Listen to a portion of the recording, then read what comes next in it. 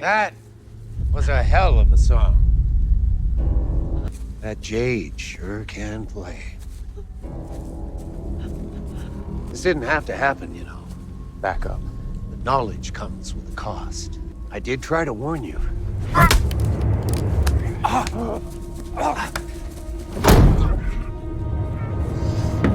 Your wife shouldn't have dug that hole, Jim.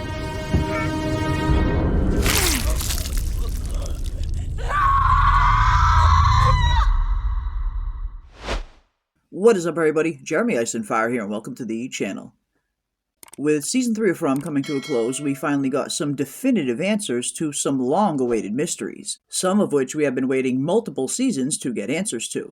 Like, of course, whose voice was on the other end of the radio at the end of Season 1, how exactly Martin inexplicably threw the rope down to Boyd as he was chained to a wall at the time, the meaning of Jade's mysterious symbol, and of course the origin of the monster's creation themselves, which also gave us a keen insight as to what happened to the Onkui children as well, while also learning what Onkui finally means, along with a few other massive revelations, not the least of which being the reveal of the deep connection that both Jade and Tabitha have not only to Fromville themselves, but to this entire story, and the important role that they will likely go on to play.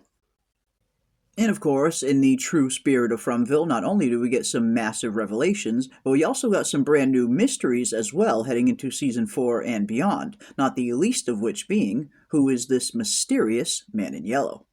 And today we are going to take a look at this formidable new character and what role he could potentially play on the show, and some of the deep similarities he seems to share with the King in Yellow, along with what other main storylines we can expect to see in the upcoming season. Starting, of course, with the obvious, how exactly will the new season begin, and who will find Jim's body, and what will the aftermath look like?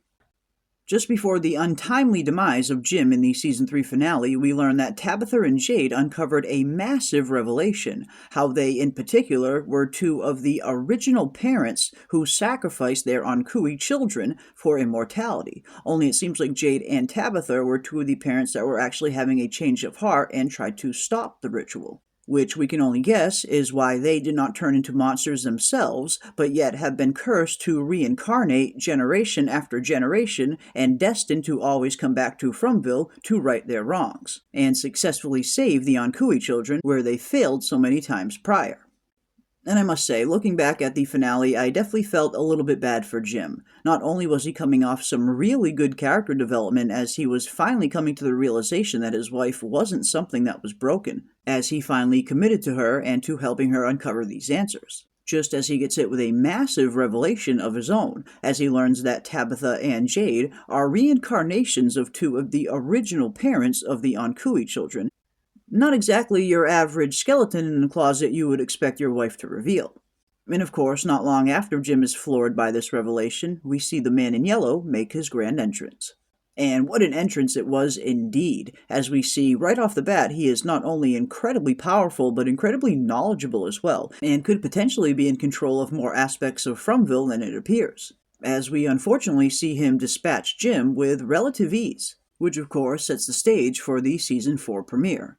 And one thing that was very interesting about this scene, on top of the introduction of the man in yellow and the death of Jim, was the introduction of Julie and her Storywalker abilities becoming pretty advanced at some point in the future, as we see what appears to be a future version of Julie returning to the incident of her father's death to try and change the story, albeit unsuccessfully. But if nothing else, it certainly adds a pretty interesting dynamic to the show going forward, and certainly makes Julie's character one of the more important ones in the story. Which also begs the question, will she actually be able to change anything at some point, or is she destined to relive the past over and over again? Now, I've always been a little bit weary of time travel being introduced into a story that isn't initially built around time travel, because sometimes it can ruin it if not done properly. But if nothing else, this new added addition into the show certainly offers up a possibility as to how the children can be saved. At this point, we've heard a few times now that saving the children seems to be the ultimate goal. But what exactly does saving the children actually entail? Does it mean physically going back in time and stopping the sacrifice from ever happening? Or is it more along the lines of saving the Onkui children's souls so they can finally be at rest? Whichever is the case, it seems like Julie could potentially be a pretty valuable asset to achieving this end, whether it's actually going back in time and stopping it from happening, or whether or not it's Julie going back in time and story walking to learn some vital information that might help them save the Ankui children in the present. After all, there's still a ton about that original timeline that we still don't know. So it should be pretty interesting to see what her role is going to be going forward. But then, of course, we also have the added addition of this mysterious man in yellow, and of course the obvious question, is this the main villain of the show? And with the rumor of From potentially doing 5 seasons in total, it stands to reason that this could indeed be the main villain. After all, having only 2 seasons left remaining to set up and introduce a whole other villain on top of this might be a tall task with only 20 episodes left, especially considering they have been setting up the Man in Yellow's appearance all the way back since the end of Season 1, as we learned it was his voice on the other end of the radio that Jim was speaking to.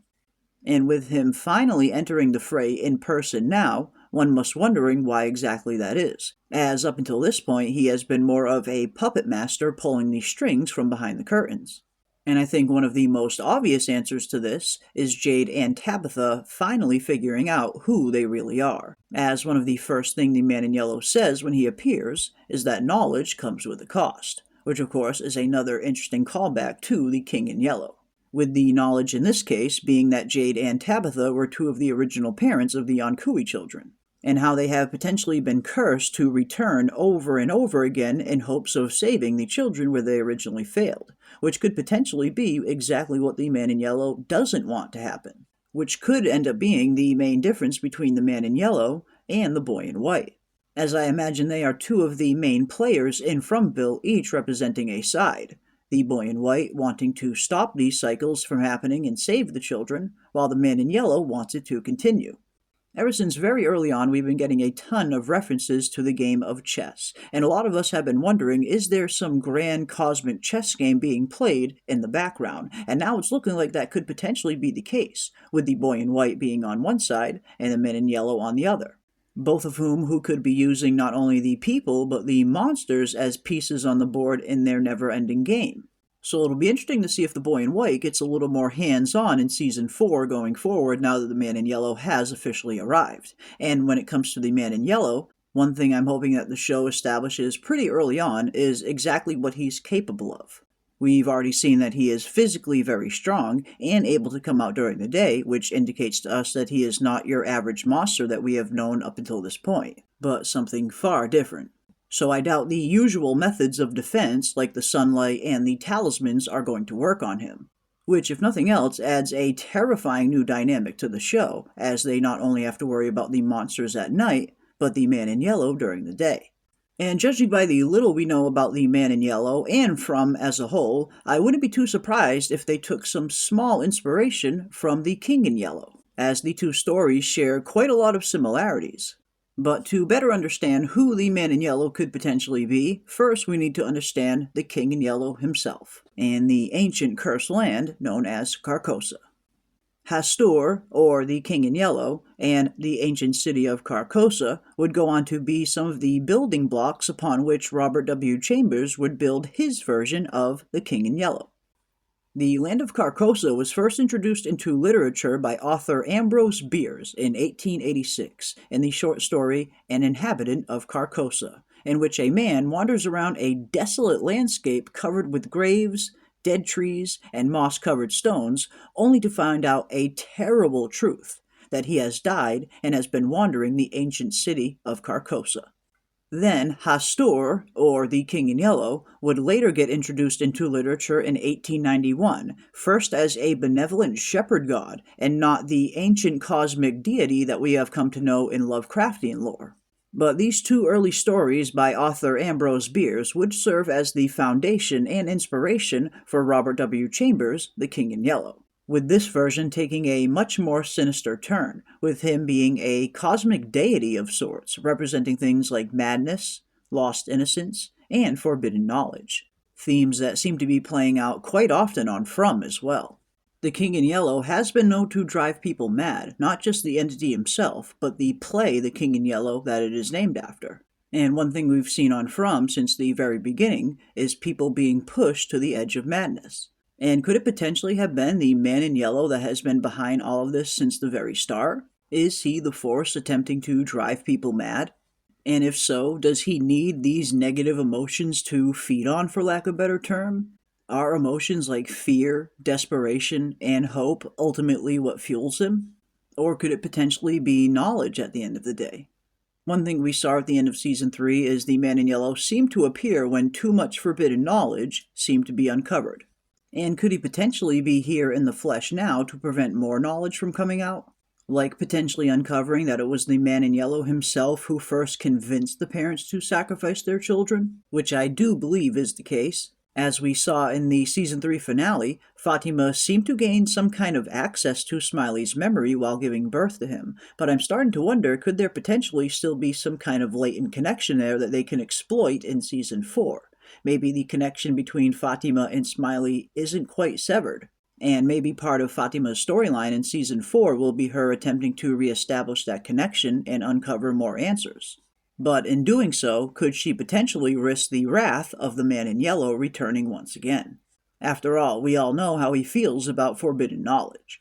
Another theme the King in Yellow represents is the loss of innocence, and I feel like we have seen a ton of this on From as well, not only in Season 1 with Sarah losing her innocence after being manipulated by these voices to commit heinous acts, but also in Season 3 with Elgin losing a bit of his innocence after being manipulated under similar circumstances. And we do even hear Sarah say to Elgin in the Season 3 finale that maybe this place targets people like them specifically. People who are a little bit more innocent and, unfortunately, more susceptible to manipulation. And could some of these manipulations have been orchestrated by the Man in Yellow himself? After all, we now know that it was his voice on the other end of the radio at the end of Season 1, and I wouldn't be too surprised if it was also his voice disguised as Thomas trying to manipulate Jim in Season 3 as well. Which begs the question, what other plans does he have in store for Season 4? And will we eventually see the boy in white start taking a more active role in helping these survivors? After all, we did get a few definitive answers in the Season 3 finale, but one thing that still remains as mysterious as ever is the boy in white and his origins, and also how exactly he relates to the Man in Yellow, as I get the feeling they are on opposite sides of this cosmic chess game, with one playing to break the cycles, and the other playing to keep them going. But either way, it certainly seems like we are in a very interesting place to see where Season 4 is going to start off, and I'm hoping it picks up right where Season 3 ended, with somebody potentially stumbling upon Jim's dead body, and seeing the aftermath of that. How exactly is Ethan going to react? How is Julie going to react? How is Tabitha going to react, knowing what she now knows? And how exactly are her and Jade going to process this newfound information? And could it potentially impact their relationship going forward, giving the Man in Yellow an even bigger edge? And how exactly is Sheriff Boyd going to fit into all of this, and what is his state of mind going to look like heading into Season 4 as well? After all, Season 3 was a very trying season for Boyd, both physically and psychologically, as his place was doing everything in its power to break him down. And after his run-in with Elgin, some are even making the case that this place already successfully broke him, which of course was the same argument Father Cautry was making at the end of the season as well. So it's going to be interesting to see Boyd's state of mind going forward. Will he be able to pull himself back from the brink, or did he already cross that line that was a bit too far? And speaking of too far, it's going to be interesting to see how Elgin and Sarah are received by the town going forward as well. Between Elgin kidnapping one of Colony House's most beloved members in Fatima and nearly getting her killed, and with Sarah channeling her inner Jack Bauer, especially after spending the last 2 seasons on a redemption arc of sorts, trying to figure out what her place would be in town. And it should also be pretty interesting to see where Victor and Henry go in Season 4 as well. After spending the majority of Season 3 trying to figure out just how this father-son relationship would work after being estranged and apart for so long, they finally started to find some common ground in the finale. But overall, it's looking like Season 4 is shaping up to be another roller coaster of a ride as we start to approach the beginning of the end. But that is going to do it for some of our Season 4 predictions, and definitely let us know down in the comment section as well. Where do you see Season 4 going, and what storylines are you looking forward to seeing the most? And if you enjoyed this video, don't forget to leave a like on your way out, and consider subscribing to stay up to date on all of our upcoming content. And as always, keep those tinfoil hats on, folks, and I will see you on the next one. Okay, ding-dongs. If you don't subscribe to Jeremy Ice and Fire, you're gonna spend the night in the box. What if they don't come back? What if that was our only chance to go home? What if I wasted the only opportunity we're gonna get? What if I'm lost and no one ever finds me? What if it's not over? What if all this is happening for a reason?